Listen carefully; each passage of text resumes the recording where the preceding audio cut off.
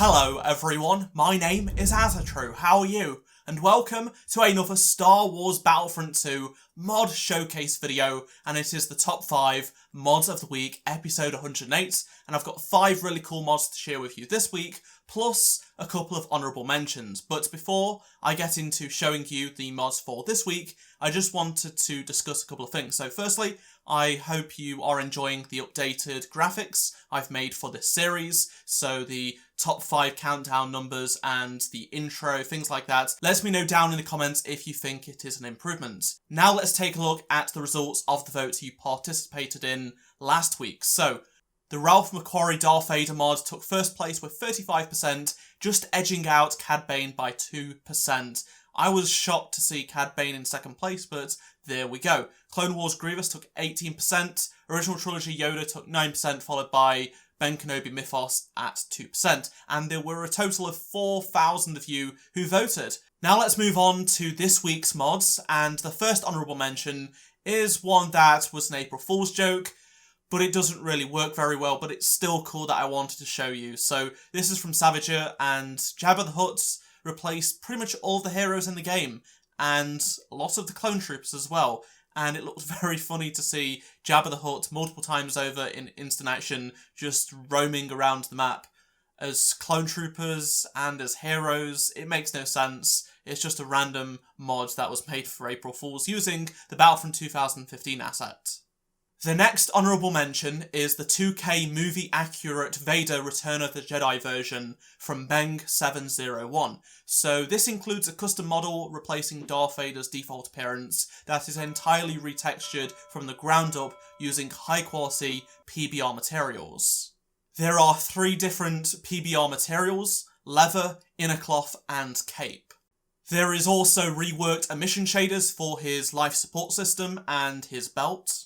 And finally, the lightsaber blade colour is tweaked a little bit to be screen accurate to Return of the Jedi. Moving on to the top 5 countdown, and in 5th place this week, I have the Imperial Rocket Trooper Variations mod from Rupture 13. So this mod changes all of the Rocket Trooper appearances to custom variations based on the 501st Legion and the Imperial Shock Trooper. Aside from the markings, the mod introduces new textures for the helmet and gear. The metal parts of the gear have been given a metal look instead of the matte finish in the base version of the game. The newly introduced helmet from DICE has the classic Stormtrooper features added, such as the black brow, filter strips, vents, and earpieces. The mouth has been given a brush metal look and improved occlusion, plus weird textures so it's actually visible. So let's go through the customization of this mod. So with the Shock Troopers, there is the default and command appearances, as well as the legacy Jump Trooper available for the Shock Trooper as well. As for the 501st, there is the default and command appearances, as well as the legacy appearance as well.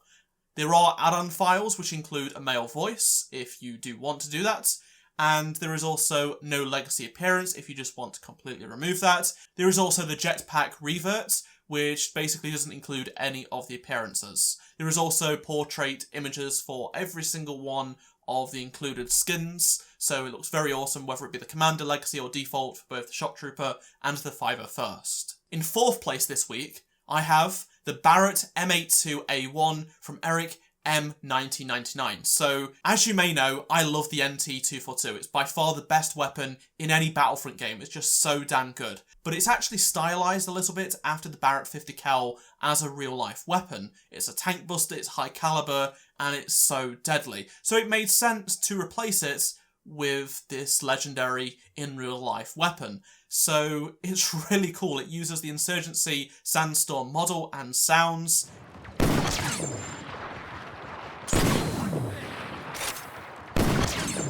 Not only is the model and sounds changed, but there is also custom attachments and multiple variations. So you can have either the folded bipod version or the unfolded bipod version, depending which one you want as your standard NT242 replacer. But if you use various weapon mods, it will add actual real-life attachments. So the first mod, which is the dual zoom, is replaced with a 7x M3A Ultra Scope. The second mod, which is improved cooling, gets given a 10 rounds magazine, And the third mod, which is the Disruptor round, extends the barrel length to convert the rifle into a longer range weapon. Now, it looks absolutely phenomenal with all of these attachments on. I think it's great. Not having a scope on does not look right whatsoever, but having that longer barrel, even though it's the worst attachment for the NT242, it does look really cool. In third place this week, I have the Ralph McQuarrie Luke Skywalker mod from Sirmi, and this is absolutely awesome. Building off the Darth Vader mod we had last week, Sirmi has returned with the concept Luke Skywalker before A New Hope was made.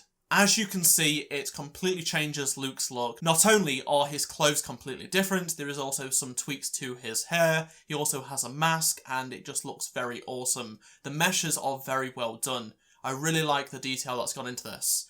There is also the custom lightsaber, which is based on the blade in the concept art, much like the Darth Vader one. It works very, very well. I really like it. It's a funky shape, and I really like the hilt as well. There are custom star card images to complete the mod, and there will be a collection and respawn hero portraits coming in a future update.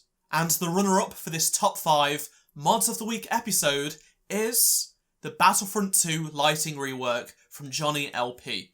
This completely changes the lighting of all of the multiplayer maps. This also includes their instant action and arcade variations as well. So, Agent Kloss, Bespin, Death Star 2, all of the weather variations and time of day for Endor, such as the sunny, foggy dawn, bunkers have all been tweaked. Crate has received a sunset variation, which I would absolutely love to see in the game from DICE. The various time of day options for Mos Eisley have been completely overhauled, so you have the Northern Lights now at night time, and Kashyyyk also has the Northern Lights as well during that time. My personal favourites of the bunch are the new Endor ones. Geonosis also looks fantastic. I'm also a big fan of Camino, and on top of that, Bespin looks quite nice. It's a little bit different, and Mos Eisley just looks absolutely fantastic. I already showcased those off as a separate mod because they were released earlier in the past, but they really do look so good, and you should definitely check out this pack. And the winner of this top 5 Mods of the Week episode is the Supreme Leader Snoke mod from N7 Tally. This replaces Emperor Palpatine with Supreme Leader Snoke. The custom model is very well done. It's not perfect, but it's a really good attempt.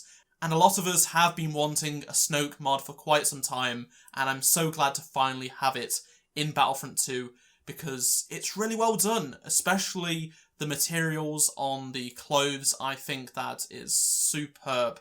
There is actually various options available to you. So you have the standard robes we see him use in The Last Jedi, but if you also want to have a dark robe variation, you can do just that. I much prefer the golden robe, but nevertheless, having the option is always nice. There is also a name change file included to replace Emperor Palpatine's mentions with Supreme Leader Snoke, and there is also a custom hero portrait in the respawn and collection menu. Those are your top 5 mods of the week. Remember, you can download every single one of them using the links in the description, and use the comment section or the poll in the top right hand corner of the screen to vote on which mods were your favourites this week. And make sure you do subscribe and turn notifications on so you don't miss any future Battlefront 2 videos from me. If you enjoyed this video, please do drop a like. Check out any of the 2 previous videos on screen if you did miss them, and I shall see you in my next Star Wars Battlefront 2 video. Goodbye.